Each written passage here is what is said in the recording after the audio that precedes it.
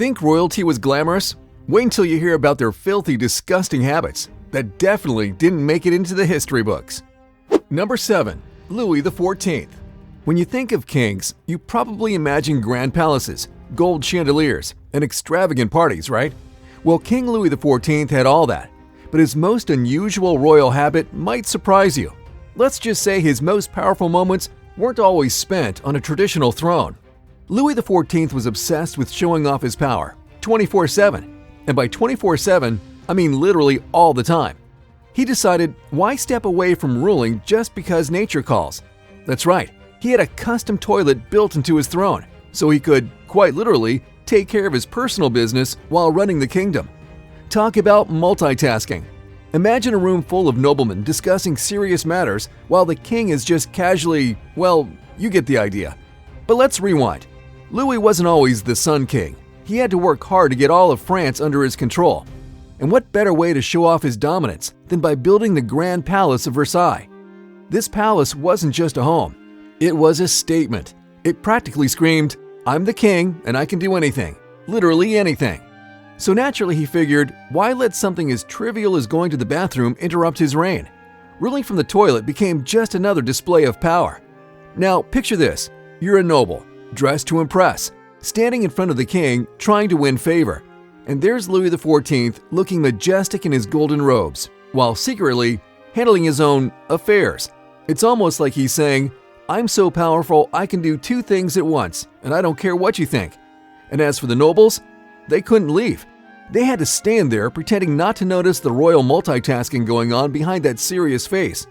What do you even say in that situation? "Your Majesty, your insights into the economy are unmatched." And impressive posture? And here's the kicker. Louis wasn't even embarrassed. In fact, he thrived on it. This wasn't just about convenience. It was a flex. He loved reminding everyone that, even on the toilet, he was still in charge. He even had a daily ritual called Les Livres, where nobles would gather to watch him get dressed and ready for the day. The toilet throne was just another way of saying, "You're beneath me," literally. Maybe he didn't just want to rule France, but every bathroom break too. Number 6. King Christian VII. You think your meetings are awkward? Let me introduce you to King Christian VII of Denmark, whose royal gatherings were memorable for all the wrong reasons. As king, you'd think being a king meant he was all serious and dignified, right? Well, not exactly. Christian had a rather unusual habit. Let's just say he liked to keep his hands busy. And when I say busy, I mean, well, he had a habit of publicly enjoying some solo action. Yes, you heard that right. Even during official meetings with all the serious, fancy people, Christian was, distracted. Now, this wasn't a one-time incident or a bad day. Oh no, this was Christian's regular behavior. He did this a lot, like constantly. People didn't know what to do with him. Some whispered behind his back, some tried to laugh it off. But deep down, everyone was thinking the same thing. What on earth is wrong with this guy? One day, during a very important meeting, Christian started doing his usual thing. And there he was, going at it, while everyone else in the room was desperately trying to keep a straight face. Imagine sitting at a royal meeting trying to talk foreign policy, while the king's having his own little private moment. Awkward doesn't even begin to describe it. What do you even do? Do you cough loudly? Pretend to drop something? At that point, you just hope to avoid eye contact and pray the meeting ends quickly. But here's the thing, this wasn't just some quirky royal phase. As the years went by, Christian's behavior got worse. He wasn't just distracted. He'd shout random things in the middle of meetings, burst into fits of giggles, and sometimes act like a child who'd eaten too much sugar. It became painfully clear that Christian wasn't really in charge. Behind the scenes, it was people like his doctor, his advisors, and even his wife who were making the big decisions, while Christian was off doing, well, whatever Christian felt like doing. And this behavior didn't exactly help his reputation. Pretty soon, he earned himself a not-so-royal nickname, the Mad King, because when your biggest legacy is publicly entertaining yourself during royal meetings, people start to wonder about your mental stability. Number 5. King Charles II. In 17th century England, King Charles II was as famous for his wild lifestyle as he was for wearing the crown. He didn't just enjoy being king, he loved to have fun. And by fun, I mean he had quite a few mistresses. You see, Charles had a reputation for being a bit of a ladies' man. But hey, that wasn't all that made him famous. He had a habit that was, well, let's just say, really strange. Charles II was known for his wild lifestyle and many lovers, but it wasn't enough for him to have just memories of them. He wanted something more personal, something that he could keep close to him at all times. So, he came up with a bizarre idea. He collected pubic hairs from his mistresses and made a wig out of them. Yes, you heard that right. You see, wigs were a big fashion statement in the 17th century, and everyone who was anyone had one. Charles would wear this wig to all sorts of events, proudly showing it off. He thought it was a way to keep a part of his lovers with him, literally. It's like he was thinking, why just remember them when I can wear them? Kind of gives a whole new meaning to keeping them close to your heart, doesn't it? People at court were shocked and fascinated by his wig.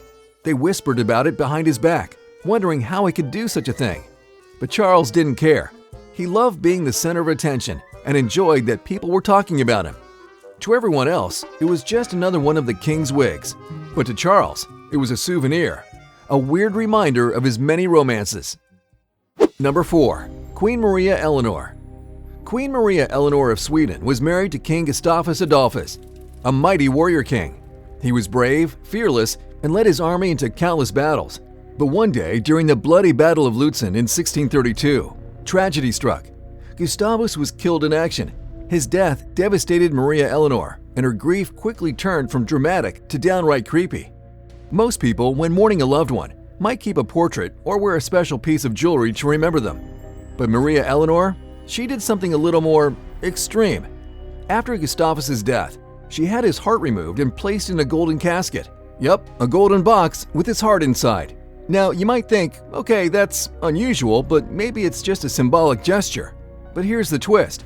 She didn't just keep the heart nearby. She took it with her everywhere, even to bed. That's right, Maria slept with her dead husband's heart every single night. Talk about sleeping with a broken heart, literally. While most people might cuddle a pillow, Maria was curling up with a royal organ in a golden box. We've all heard of strange mourning rituals, but this was next level. People at court were whispering, is this normal? But hey, grief makes people do strange things, right? This wasn't just some temporary phase either. Years passed, and she still couldn't bear to part with him, even in death. While others saw it as a mix of sad and straight-up creepy, to Maria Eleanor, it was her way of staying close to the man she couldn't let go. Because sometimes, love doesn't just break your heart. It keeps it in a golden box on your nightstand. Number 3. Joanna of Castile. In the early 1500s, there was a queen named Joanna of Castile, often called Joanna the Mad. But what earned her that nickname? It wasn't just your typical royal drama. Joanna was married to Philip the Handsome, and together, they were a powerful couple ruling lands and living the royal life. But then, tragedy struck. Philip died suddenly, leaving Joanna heartbroken. After her husband's death, Joanna did something really unusual. Most people, when they lose a loved one, hold funerals and say their goodbyes. But Joanna, she wasn't ready to say goodbye. You see, Joanna's love for Philip was so intense, it seemed to shatter her mind when she lost him. So, after Philip's death, she refused to part with his body. She had him embalmed and kept him by her side, all the time. But it gets even weirder. Joanna didn't just keep his body in one place. Nope, she traveled with it. Imagine being on a road trip, and instead of luggage in the back seat, you've got a coffin. And not just any coffin, your husband's dead body. She even had his coffin open so she could speak to him regularly. I mean, who needs a royal advisor when you can chat with your dead husband? It's like having a conversation with the ultimate silent partner. Creepy, right? As if that's not enough, she wouldn't let any woman near her handsome husband, fearing they might somehow steal him away, even in death. As you can guess, people were seriously freaked out by this. What kind of queen takes her husband's corpse everywhere she goes? But Joanna didn't care. This bizarre behavior went on for years. While most people eventually find a way to move on, Joanna wandered from place to place, coffin in tow, refusing to bury him. Over time, the whispers grew louder. Has Joanna lost her mind? People started to call her Joanna the Mad. But maybe it wasn't madness, just a love so deep it crossed into unsettling territory. Number 2. Duke Wilhelm of Bavaria. Let me introduce you to Duke Wilhelm of Bavaria, a man whose habits went beyond weird. Most dukes might be obsessed with power, wealth, or political intrigue, but this guy, he took weird to a whole new level. You see, Duke Wilhelm wasn't just an odd noble. He had an obsession with his own poop. Yes, you heard that right. The Duke of Bavaria had an odd obsession with his feces. Now, most people tend to keep their bathroom habits private, but not Duke Wilhelm. He wasn't shy about it at all. In fact, he would proudly carry his poop around in a little bag, and if that wasn't strange enough, he would show it to people. Imagine walking up to the Duke expecting to discuss politics, only for him to pull out his little bag and say, "Hey, check this out." As you can imagine, people were more than a little disturbed. Courtiers weren't just disturbed, they were horrified, trying to avoid him and praying they wouldn't be asked for feedback on his latest creation. But Wilhelm didn't seem to notice or care. To him, it was perfectly normal, just another day in the life of a duke, proudly sharing his personal achievements. Unsurprisingly, Wilhelm's poop obsession didn't win him any friends, but it sure earned him a reputation. People started calling him the Insane Duke, and honestly, they weren't wrong. When your favorite hobby is carrying your own feces around like a prized possession, insane feels like an understatement. Number 1. Vlad the Impaler. In the dark forests of 15th century Wallachia, a ruthless prince named Vlad ruled with a cruelty that terrified even his toughest enemies. But Vlad wasn't just any ordinary prince. Nope, Vlad had a real mean streak. He didn't just defeat his enemies, he made sure they suffered. His favorite method? Impaling. And if you're wondering what that means, well, let's just say it involved a big, sharp stick and leaving his victims hanging there. Yikes, right? But here's where it gets even darker. Vlad didn't just use impalement as a form of punishment. He took it one step further. While his victims were slowly dying, impaled on stakes around him, Vlad would host huge feasts. Imagine sitting down to a royal banquet only to find that you're surrounded by a forest of impaled bodies. Not exactly a cozy dinner setting for most people. But for Vlad, it was just another Tuesday night. He'd sit there eating and laughing, totally unbothered by the suffering around him. In fact, it was said that he would even dip his bread into his victim's blood, just to add a little extra flavor to his meat. Ew. And the madness didn't stop there. Vlad once invited a group of poor people to a lavish dinner, letting them enjoy a feast fit for royalty. They were all happy, thinking Vlad was being generous. But nope, after they finished eating, he had them all impaled too. No one was safe from his cruelty. People began to call him Dracula, which means son of the dragon. And honestly, it's easy to see why. Vlad had a level of cruelty that most people couldn't even imagine. His reign of terror was so extreme, it helped inspire the vampire legends we know today. When your idea of a great night involves feasting among rotting corpses, it's no wonder your name goes down in history. Literally.